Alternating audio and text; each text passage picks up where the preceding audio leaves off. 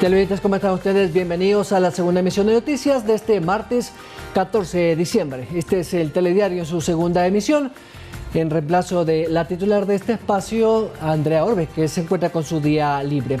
Nos pueden sintonizar además a través de nuestras redes sociales o del telégrafo.com.es en vivo. Les contaremos las noticias más importantes de esta jornada. Primero revisaremos en titulares.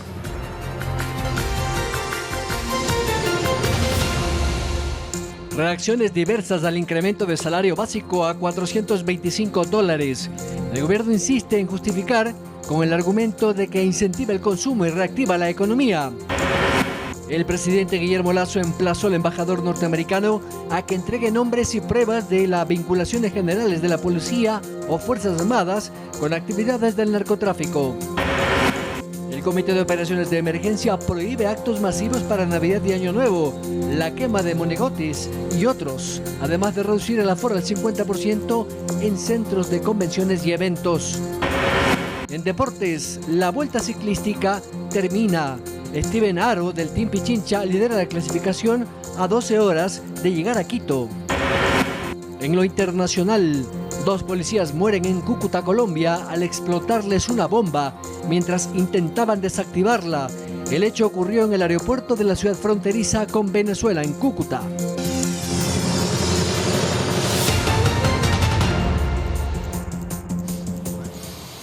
Iniciamos. El ministro de Trabajo, Patricio Donoso, ratificó que el aumento del salario básico es viable para todo el sector productivo, ya que el gobierno ha implementado acciones que contribuyen al incremento de la productividad. Patricio Donoso, ministro de Trabajo, informó que la disposición del gobierno del alza del salario básico unificado se debe a la falta de acuerdo entre trabajadores y patronos para definir el monto en el Consejo, por lo que el Ejecutivo aplicará el alza. Hasta el 22 de diciembre tenemos la opción de hacer la revisión de los salarios de las comisiones sectoriales. Cada sector tiene su propio comportamiento y evidentemente con el aumento salarial de $25 se hará a prorrata en cada una de las comisiones. Donoso aseguró que la decisión tomada beneficiará a las familias y a las empresas. Mientras más dinero esté en el bolsillo del trabajador, más venderán las empresas, porque la capacidad de consumo será aún mayor. El jefe de Estado comentó además que el alza no afectará en gran manera al sector privado, ya que el gobierno ha bajado cargas impositivas y ha mejorado la productividad para las empresas. Redujo en 667 partidas arancelarias e incluso algunas las eliminó a fin de que las cosas cuesten menos. Entrada de riesgos a 1.700.000 ecuatorianos. Tercero, se han suscrito ya como $500 millones de contratos de inversión y el Estado plantea llegar a $30.000 millones en los próximos 3 años y medio de gobierno. Se espera que el alza se dé a partir del 1 de enero del 2022. Manuela Bedón, Ecuador TV. Y frente a este anuncio del incremento salarial dado por el presidente de la República, hay diversas posturas y criterios divididos sobre su afectación o no a la economía nacional. Los empresarios insisten en que no hubo criterio técnico, sino político de oferta de campaña, aunque el sector de los sindicatos está conforme. El alza de los $25 al sueldo básico unificado será únicamente para quienes perciben un salario de $400 y estén correctamente afiliados al Instituto Ecuatoriano de Seguridad Social. Ellos serán quienes verán este aumento en su salario. Fidel Márquez dice que en este caso las industrias que se ven en la obligación de subir los salarios de sus empleados son en especial los que tienen mano de obra barata. Esto lo podemos ver asociado con trabajos en empresas agrícolas, en aquellos casos que los jornaleros estén empleados adecuadamente, porque hay muchos jornaleros que no están empleados adecuadamente. Por su parte, Cristóbal Buendía, procurador de la Federación de Trabajadores, habla de que este aumento dará un dinamismo en la economía a corto plazo. Porque los salarios, los valores de los salarios, son invertidos o gastados, digámoslo así, por los trabajadores en bienes y servicios que son producidos por los propios empleadores. Según los datos, este aumento beneficiará a 300.000 personas que perciben un sueldo menor a $500. Sin embargo, la preocupación de los expertos es de la falta de empleo apropiado para aproximadamente 5 millones de personas. Y a esas personas también debemos dar una respuesta. ¿Y cuál es esa respuesta? La tan ansiada reforma laboral. Márquez nos cuenta que los empleadores podrían tomar ciertas medidas respecto a la contratación de empleados. Otra realidad es que muchas pequeñas empresas traten de sacar empleados que tenían con el salario básico, los retiren y traten de contratar a través de o ir a un proceso de informalización del empleo. Márquez argumenta que se necesitan opciones para incrementar la productividad de las industrias. Como por ejemplo, ¿por qué nosotros no nos especializamos en el aspecto agrícola en productos orgánicos, que necesita mayor cantidad de mano de obra, que sí tiene más costo, pero tiene también mejor precio? Actualmente, según el INEC, la canasta básica está en un aproximado de $700 y la canasta vital en $500. Manuela Bedón, Ecuador TV. Otros temas: tras un análisis, la Junta de Regulación Financiera del Banco Central resolvió que las tasas de interés bajen desde enero del 2022.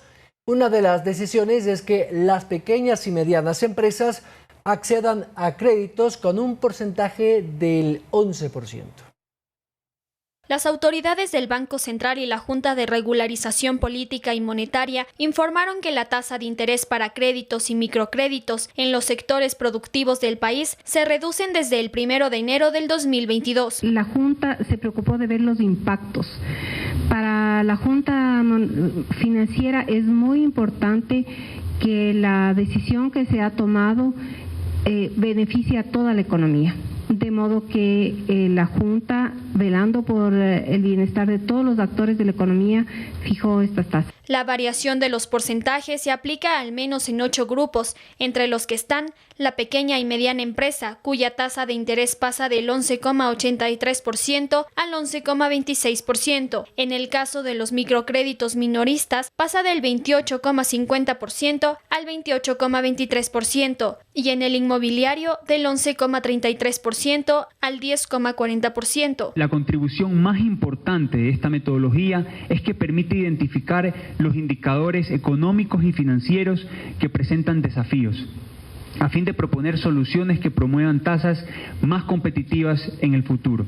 Por ejemplo, si una pequeña empresa que buscaba un microcrédito de $5,000 con el 11,83%, pagaba $591.50. Sin embargo, desde enero, ese mismo valor calculado al 11,26% de interés pagaría $563. Es importante señalar que la aplicación de la metodología genera una reducción de todas las tasas de interés y beneficiará a todos los sectores. Estas tasas fijadas serán progresivas y serán sometidas a revisión por la Junta cada 6 meses.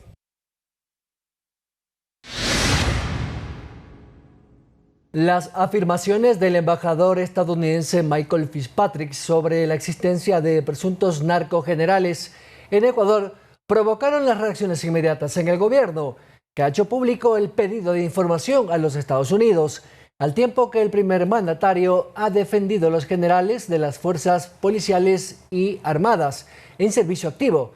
Esta es la primera vez que en Ecuador se habla de la posible participación de miembros de las cúpulas de las fuerzas de seguridad con el narcotráfico. Hasta ahora, los casos de este tipo han involucrado usualmente a mandos inferiores. Lo dijo en una entrevista radial en el Palacio de Carondelet. Que el cuerpo de generales de la Policía Nacional y el cuerpo de generales de las Fuerzas Armadas del Ecuador y comandantes, todos esos elementos son elementos serios, respetables, han pasado por una debida diligencia antes de su ascenso y por lo tanto no creo que el embajador de Estados Unidos se refiera a los generales activos, sino muy probablemente a determinados generales que dejaron sus funciones precisamente porque no pasaron por la debida diligencia que se realiza para poder evaluar su comportamiento y su conducta. Y el Comité de Operaciones de Emergencia CO resolvió emitir nuevas restricciones para las fiestas de Navidad y fin de año, a fin de evitar el incremento de los contagios de coronavirus durante las fiestas. Se reduce, por ejemplo, el aforo en centros de convenciones y salones de eventos al 50% y se prohíbe eventos religiosos como el Pase del Niño o las posadas en lugares públicos, entre otras regulaciones.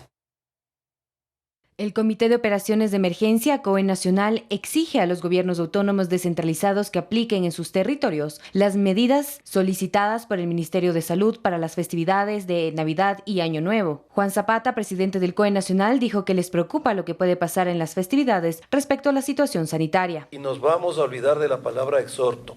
Hay un bien superior que tenemos que cuidar, que es la salud y la vida de los ecuatorianos, y hoy exigimos que sobre la base de sus competencias cumplan con estos lineamientos de esta resolución del COE Nacional. Por su parte, la ministra de Salud, Jimena Garzón, planteó limitaciones de aforo en espacios públicos, prohibiendo eventos como conciertos, pases del niño, entre otros. 50% en centros de convenciones, en todo lo que son cenas, almuerzos corporativos, en salas de recepciones, 75% en mercados, supermercados, con obligatoriedad de estricto cumplimiento de protocolos de bioseguridad, uso permanente de mascarillas, distanciamiento, higienes de mano y también una buena ventilación en esas áreas. Zapata agregó que las medidas entrarán en rigor este viernes 17 de diciembre. 17 de diciembre a las 00 horas hasta el lunes 3 de enero, que ya pasaría el potencial de riesgo que tenemos tanto en los feriados de Navidad y de fin de año. Esto se debe al aumento de casos por COVID-19 en las últimas semanas, como lo informó el viceministro de Salud, José Roales. Un aumento de alrededor de 800 casos, 840 en la última semana.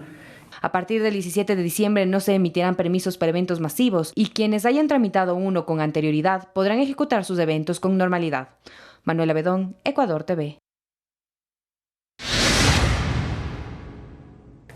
Luego del dictamen de la Corte Constitucional que declara inconstitucionales los numerales 2 y 4 del artículo 106 del Código de la Niñez y la Adolescencia, donde se establece la preferencia a la madre en la crianza de los hijos, ahora le corresponde a la Defensoría del Pueblo y de la Asamblea Nacional reglamentar el tema.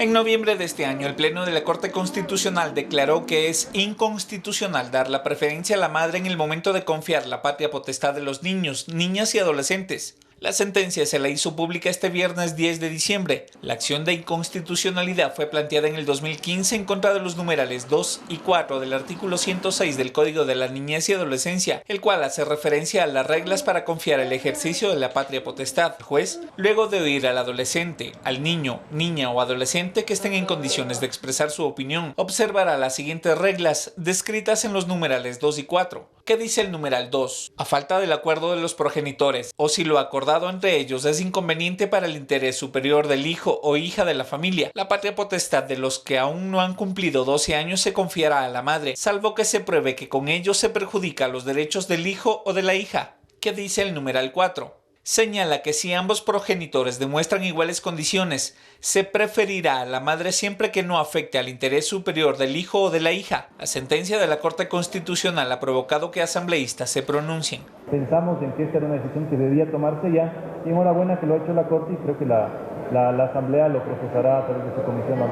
En la sentencia, la Corte analizó el derecho a la igualdad y no discriminación, el principio de interés superior de niños y niñas y adolescentes y la corresponsabilidad parental. Se reitera además que en casos donde se resuelvan derechos de los menores, primará el principio de interés superior por sobre los intereses de los padres. La Corte Constitucional dispuso también que la Defensoría del Pueblo y la Defensoría del Pública de forma conjunta informen a la ciudadanía sobre el servicio que esta última brinda en materia de niñez y adolescencia, que la Defensoría del Pueblo y el Consejo de la Judicatura de forma conjunta elaboren un plan de capacitación dirigido a funcionarios judiciales que resuelven casos relacionados con niñez y adolescencia para que se proporcione información referente a la aplicación del marco legal en materia de la lucha contra la violencia. Es nuestra obligación en este momento, como parte de la Comisión de la Niñez y Adolescencia de la Asamblea Nacional, incluir dentro del COMPINA esta sentencia de la Corte Constitucional. Darío Javier López, Ecuador TV. A propósito de este tema, conversaremos hoy minutos con el doctor Rafael Ollarte, que ya se encuentra con nosotros en el estudio, para que nos aclare o nos dé una precisión a propósito de esto, si es una tenencia compartida, cuál es la figura y cómo tendrá que ser reglamentado por las autoridades del caso. Un momento, hacemos nuestra primera pausa, pero antes de irnos, noticia de última hora que la vamos a confirmar también al regreso. Se habla ya de la primera persona o el primer paciente con contagio de la variante Omicron en el Ecuador. La ministra Ximena Garzón lo acaba de publicar en sus redes. Se lo contamos al volver. Esto es el Telediario. Síguenos en nuestras redes sociales, Facebook, Instagram y Twitter.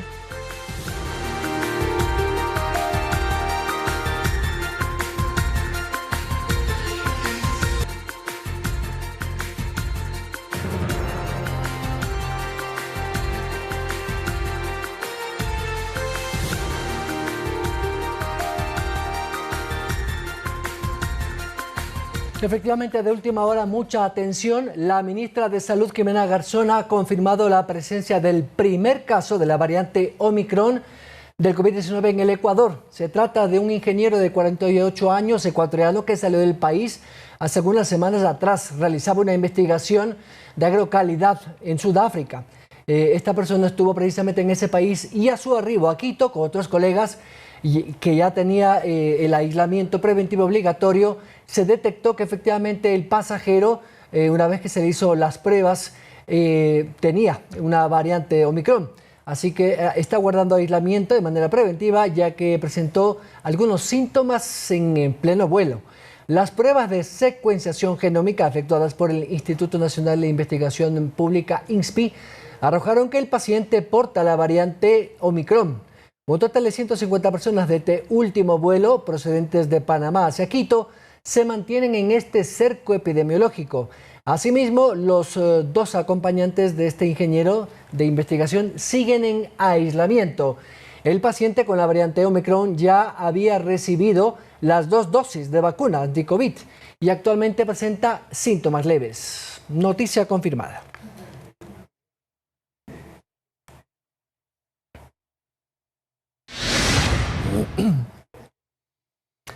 Vamos a cambiar de tema. La Comisión de Fiscalización aprobó el informe del denominado caso Alex Saab, donde se advierten posibles delitos contra el Estado como el testaferrismo, la delincuencia organizada, internacional, evasión tributaria, falsificación y uso indebido de documentos públicos, entre otros delitos.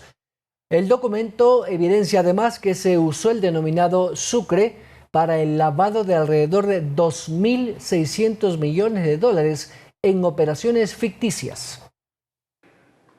Con 5 votos de los 9 integrantes, la Comisión de Fiscalización de la Asamblea Nacional aprobó el informe del caso Alex Saab, su empresa Foglocons de Ecuador y las exportaciones ficticias a través del sistema Sucre. Las 4 voluntades restantes pertenecen a los legisladores de UNES, Roberto Cuero, Gabriela Molina, Campus Córdoba y de la social cristiana Soledad Diab, quienes votaron en contra del informe. Según el presidente de esta comisión, las pruebas presentadas son demasiado claras. El sistema de compensación Sucre no fue un sistema regional, sino un sistema binacional exclusivamente para Venezuela y Ecuador. Tampoco fue un sistema de compensaciones porque no existió importación. El documento final da cuenta que se habría creado una red transnacional que utilizaba el Sucre para obtener dólares de la Reserva Internacional del Ecuador y así financiar las operaciones entre Venezuela y nuestro país entre los años 2010 y 2019, lavando alrededor de 2.600 millones de dólares. En el año, por ejemplo, 2010-2011, nos convertimos en los principales exportadores de pimienta negra, de fajas, de piezas dentales. Y también nos convertimos en el segundo exportador después de Estados Unidos de materiales de construcción que nunca llegaron a Venezuela. Pero a pesar de las pruebas que fueron usadas para la elaboración del informe, al interior de la Comisión de Fiscalización no todos estuvieron de acuerdo. En la comisión existe representantes de diferentes movimientos y bancadas. No les gustó el informe, pero nosotros, más allá de eso, en base a lo que exige el pueblo, conocer la verdad, presentamos el informe de mayoría que fue aprobado. Según Villavicencio, a muchos no les gustó que la comisión investigara el caso, por lo que habrían empezado a recibir presiones. Del Banco Amazonas, la legisladora Soledad Diab actuó como relacionadora pública del Banco Amazonas. Ejerció presión en la comisión y el movimiento UNES plantearon a 2 legisladores que yo sea separado de la presidencia de la Comisión de Fiscalización. De su lado, el asambleísta de UNES, Roberto Cuero, defiende la votación de los legisladores de su bancada, asegurando que el documento no habría sido construido con una objetividad manifiesta, por lo que tampoco están de acuerdo que el documento se lo entregue a varias instituciones. Esta urgencia de parte de miembros de la Comisión de Fiscalización de tomar este informe de mayoría y remitirlo a la justicia norteamericana. En horas de la tarde, la Comisión de Fiscalización remitió a la Fiscalía y a otras instituciones del Estado el informe para su conocimiento e investigación. Darío Javier López, Ecuador TV. La tarde de este martes 14, la Asamblea Nacional entregó reconocimientos a los deportistas que participaron en los Juegos Olímpicos y Paralímpicos en Tokio 2020. El evento realizado en el Pleno del Legislativo destacó la participación deportiva de Ecuador en los Olímpicos de Tokio durante la sesión legislativa 752. Se aprobó además una resolución planteada por la legisladora María José Plaza, donde se declara el 29 de agosto de cada año como el Día Nacional del Deporte Paralímpico, en el que se reconoce el trabajo y esfuerzo que realizan los deportistas con discapacidad. Fue escogido ese día porque fue cuando Ecuador ganó su primera medalla de oro en los Juegos Paralímpicos. Durante la ceremonia de reconocimiento, los asambleístas se comprometieron a tramitar un proyecto de ley del deporte para las mejoras de condiciones de vida de quienes más lo necesitan. Les queremos comprometer, más que nada en esta nueva ley del deporte, que haya más apoyo en el sector para las personas con discapacidad, haya nueva infraestructura donde podamos cada uno de nosotros sacar nuestro mayor potencial para así representar a nuestro querido Ecuador. La Corte Constitucional ha dado dos dictámenes, uno hace ya algunos meses, en abril, el tema de la despenalización del aborto por violación, que además estableció que la Defensoría del Pueblo haga un reglamento en 60 días y la Asamblea le puso un plazo de 6 meses para aprobar este reglamento. Y el otro propósito que salió estos últimos días sobre la comparentalidad o la crianza también del padre, no exclusivamente de la madre, una sentencia que ha esperado 6 años. Con nosotros a esta hora de la noche el doctor Rafael Ollarte, un constitucionalista y experto en estos temas. Doctor, gracias por acompañarnos.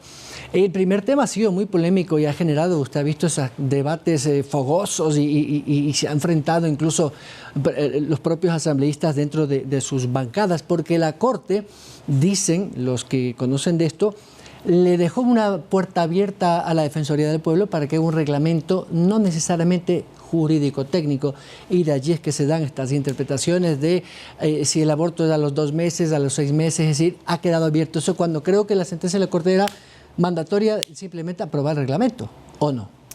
Don Byron, un placer estar con usted, con todos los amigos del Telediario. Sí, bueno, primero, las sentencias de la Corte en esta clase de materias suelen ser siempre polémicas. Y un límite al poder que existe es la Constitución. Es decir, aquí no se va a debatir si yo estoy de acuerdo o no estoy de acuerdo con el aborto, claro, cuando tienes una Constitución que garantiza el derecho a la vida del que está por nacer desde la concepción. Entonces también tenemos discusiones desde el punto de vista que a mí no me parece que desde la concepción exista vida. Incluso en la Asamblea ridículamente llevan a una persona a decir de que desde la concepción el alma no está en el cuerpo del nacíturo, sino solamente desde que existe la separación. Vea, esa clase de ridículas discusiones no las vamos a hacer, porque la Constitución sí establece una norma, te guste o te desagrade, si te desagrada la cambias nomás. Sigue el trámite de reforma constitucional y cambia eso nomás. Se garantiza el derecho a la vida del que está por nacer desde la concepción. Lo que ocurre es que la Corte Interamericana, como la Convención Americana indica que se garantiza en general el derecho a la vida, alguien ha dicho que eso quiere decir que se permite el aborto, cuando otros entendemos que cuando la Convención Americana indica que se garantiza el derecho a la vida en general es porque la Convención Americana no proscribe derechamente la pena de muerte. Solamente indica que la pena de muerte puede ser aplicada en los casos más graves y que los países como Ecuador, que han abandonado la pena de muerte, no la pueden retomar. A eso se refiere en general. Pero esta gente la ha utilizado en el sentido de que, como dice en general, ha sido un poquito nomás. Pues, o sea, se garantiza el derecho a la vida hasta por ahí. Pues, usted sabe cómo el papel aguanta todo. Y depende de quién esté en la Corte Interamericana, te han dicho de que no, de que se debe permitir el aborto. Ahora, en el Ecuador, ¿cuál era la discusión y cuál fue la discusión que se planteó en ese fallo de la Corte? Tradicionalmente, el aborto no era punible en los casos del aborto terapéutico, es decir, cuando está en peligro la vida de la madre, y también el aborto por violación ocurrida en mujer idiota, decía el antiguo Código Penal, y el actual Código Penal dejó esa mención que era ofensiva para algunos y pusieron esto de mujer con discapacidad. Entonces, lo que dijo la Corte es que había una discriminación, porque sí no es punible el aborto en el caso de violación a una mujer discapacitada, y no se establece la misma regla para la mujer no discapacitada, y eso es lo que, para bien o para mal, a mi creer equivocadamente, porque sí hay una diferencia entre una mujer discapacitada violada y una que no ha sido, y que no tiene esta condición de discapacidad mental. Por obvias razones, ¿no? Ya, bueno, pero la Corte dijo que había que eliminar esa restricción. Y como acostumbra la actual Corte Constitucional, no sé qué gusto tiene la actual Corte Constitucional con la Defensoría del Pueblo, le envía a la Defensoría del Pueblo para que elabore proyectos de ley. Mira, la función de la Defensoría del Pueblo no es, o sea, jurídicamente elaborar proyectos de ley, pero es que son cosas que se le ocurren ahí a una mayoría de la Corte, pues está muy bien, ya. Entonces uno dice, se les ha ocurrido, así es. A duras penas los señores de la Defensoría del Pueblo pueden hacer los informes sobre el cumplimiento de fallos, a veces desastrosamente. Defensor del Pueblo, vaya a fijarse lo que hacen sus funcionarios cuando se trata del cumplimiento de sentencias. Anda diciendo que se han cumplido nomás. Eso, no se la puede con eso, pero se la tiene que poder con esto otro. Bueno, es nuestra Corte Constitucional. ¿Qué le vamos a hacer? Así es, y será peor. Pero bueno, entonces tenías la obligación de establecer un proyecto de ley con plazo. Ahora, decir también la tontería, porque ya la he escuchado, es que no hay por dónde en el Ecuador hacer las cosas, ¿no? Que dicen, el mejor plazo es el que no hay. Bueno, entonces hagamos cada uno la que se nos cala, ¿no? Entonces a mí se me pinta que la cosa es así, dejemos nomás ahí tirado esto. Pero bueno, en blanco y negro, la Corte ha dicho de que el aborto por violación en todos los casos no es punible y establece unas reglas relacionadas con el tema del periodo en el cual se puede abortar. Abortar a los 8 meses ya no. Bueno, ya eso ya es un crimen de marca mayor. Permítame y otra cosa, leer solamente 2 párrafos menos, léale. 3 oraciones de la resolución de la Corte que dice: requiere de una legislación que fije los límites objetivos y técnicos dentro de los cuales puede ser efectuada legalmente, lo que incluye la necesidad de fijación de un tiempo máximo de gestación permitido, pues no le corresponde a esta Corte fijar las limitaciones temporales. No, la Corte se nada. Dice, digo, pero no. Pero yo no lo establezco. Haga usted y haga como quiera. Bueno, y sí sabe esa gente lo que hace. Y otra cosa, porque una cuestión decía, pero la violación es un delito. ¿Ya? Y es un delito de acción pública. Claro. ¿Debería o no existir al menos la denuncia? Estoy diciendo que hay una violación.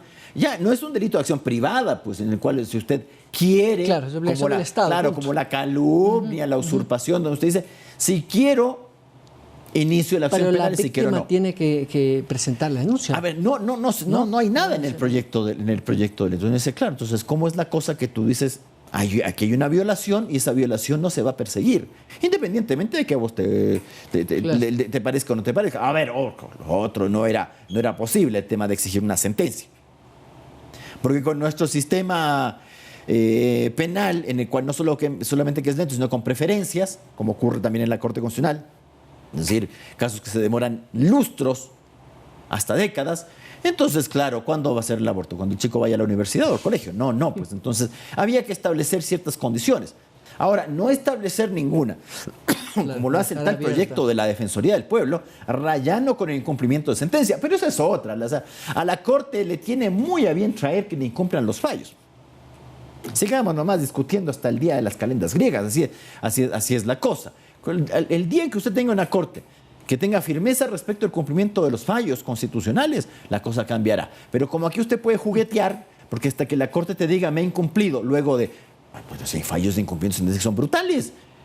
Acciones de incumplimiento de sentencias que se demoran 5, 6, 7 años, para que te digan, si incumplió, no sea malito, verá que hay consecuencias por incumplir. Perdón, pues nadie sigue un proceso de 6 años de incumplimiento de sentencia para que le digan no sea malito, si ha de cumplir porque hay sanción. Es para que se sancione precisamente. Claro. Pero si la Corte hace eso, por eso ocurren estas cosas. Claro, te lo permite nomás.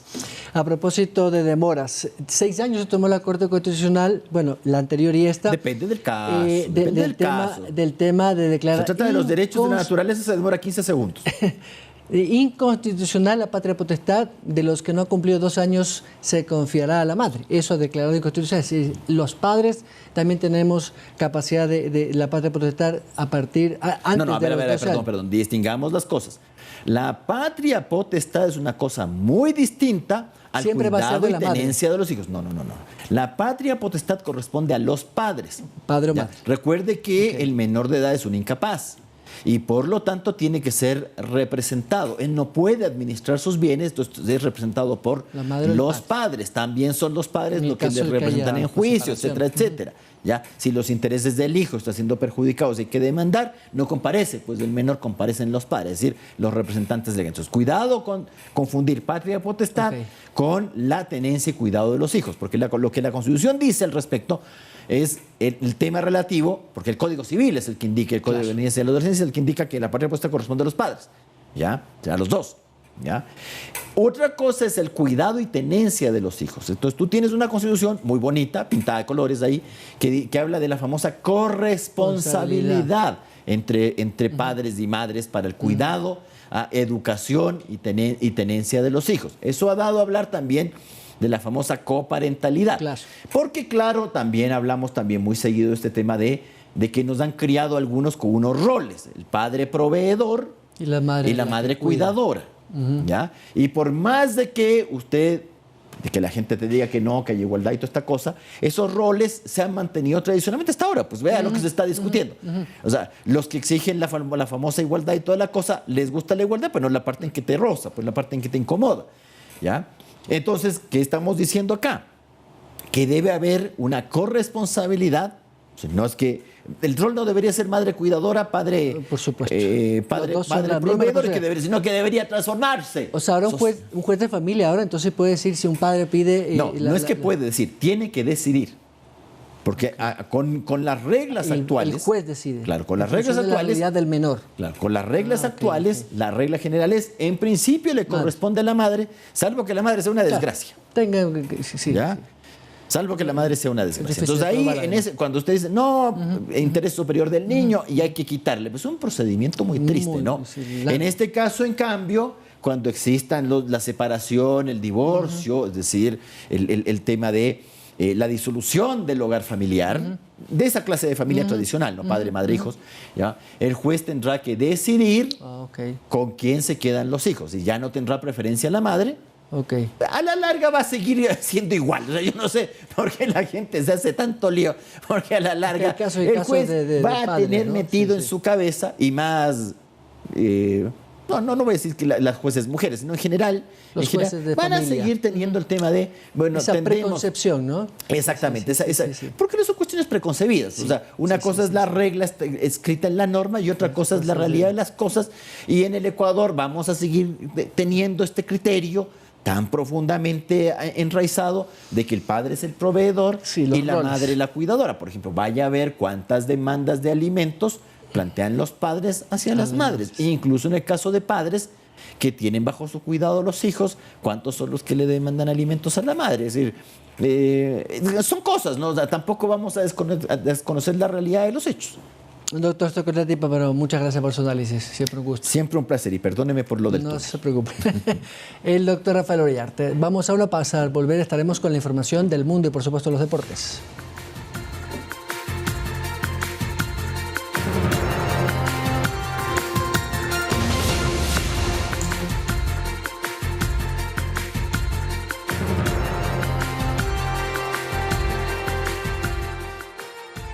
Hoy el doctor Carlos Nieto, en el segmento de salud, nos habla de la importancia del diagnóstico de la hipertensión arterial. Esto es nuestro segmento Doctor 7.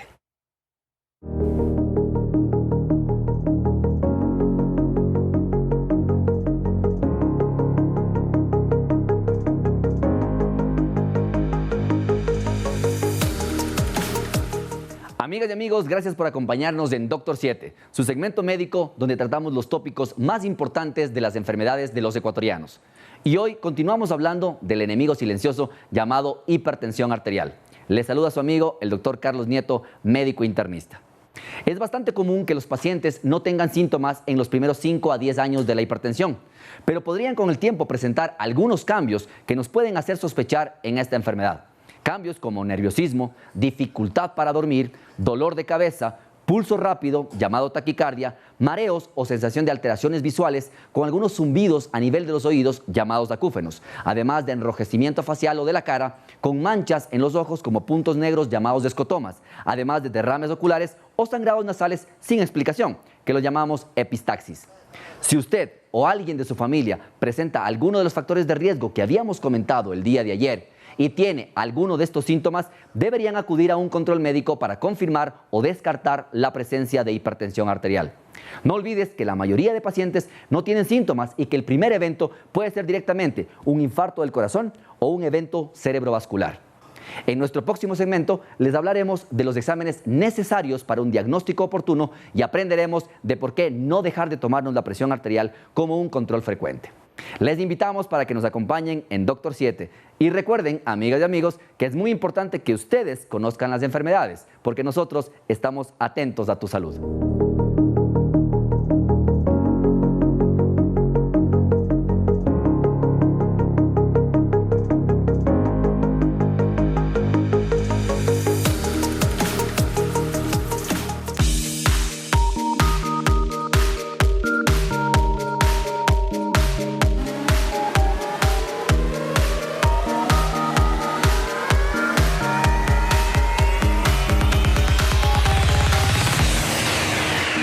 Bueno, y esta noticia para aquellos mayorcitos de 40, por lo menos los que nos incluimos y estuvimos en esas primeras décadas, aquellos primeros celulares que llegaron al Ecuador, deben acordarse, unos cuadraditos, muchos le decíamos ladrillos. Pues bien, ocurrió un 11 de mayo de 1994, cuando se inauguró la telefonía celular en el país. La evolución de estos equipos y tecnología ha sido vertiginosa. Fabián Alarcón nos recuerda la historia de estos aparatos. Fabián, te escuchamos. Hola a todos, muchas gracias. El mundo ha evolucionado y con ello la tecnología. El consumo de la telefonía celular ha cambiado con el paso de los años. Hoy ya no basta con una simple llamada telefónica. Ahora se puede realizar una videollamada, realizar negocios o hacer compras por internet desde el mismo dispositivo móvil. Veamos este informe.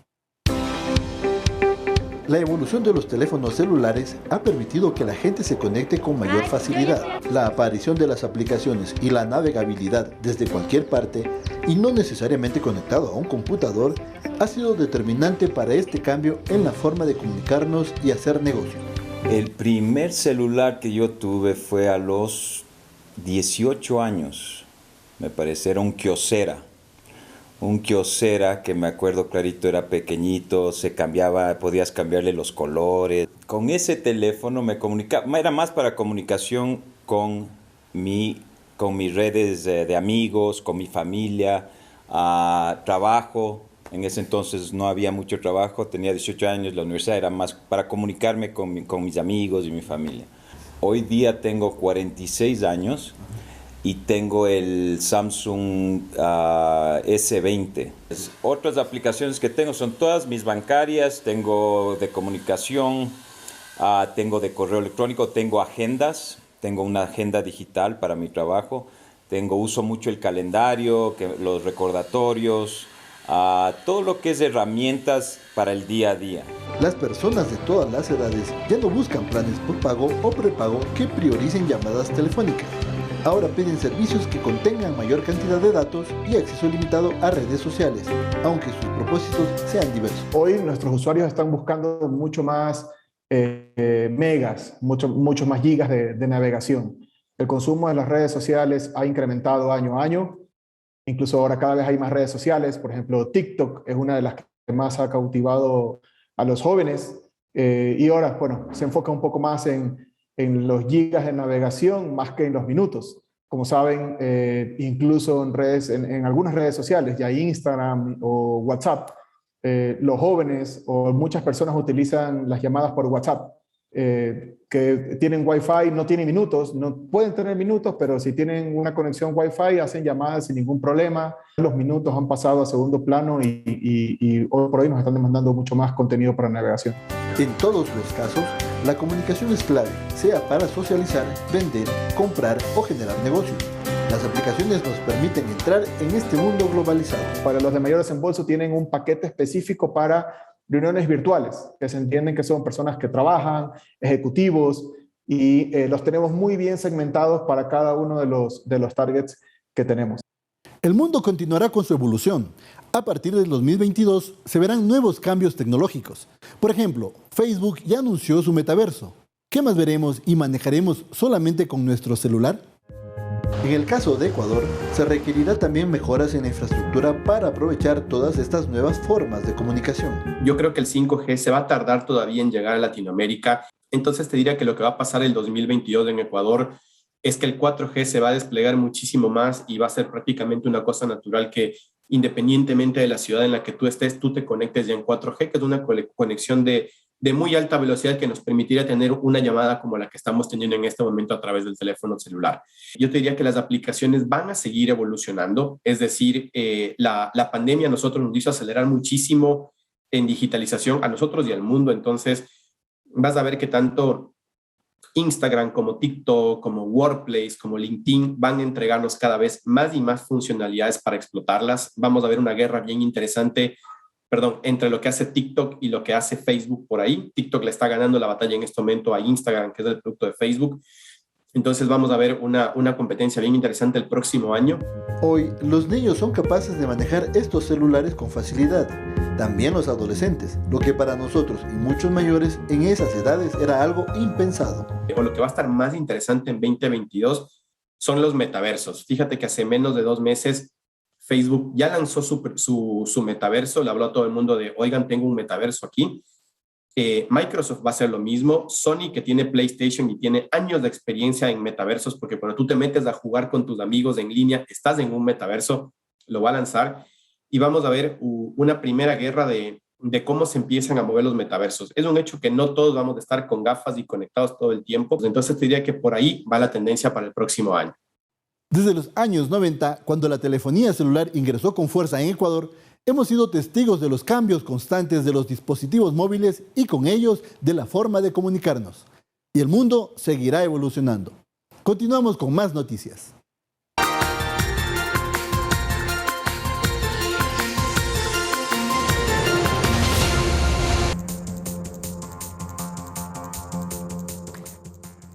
Y en Cúcuta, la ciudad fronteriza con Venezuela, se registran 2 muertos, 2 policías del equipo antiexplosivos de la policía de ese país al momento de desactivar un aparato que evidentemente era una bomba.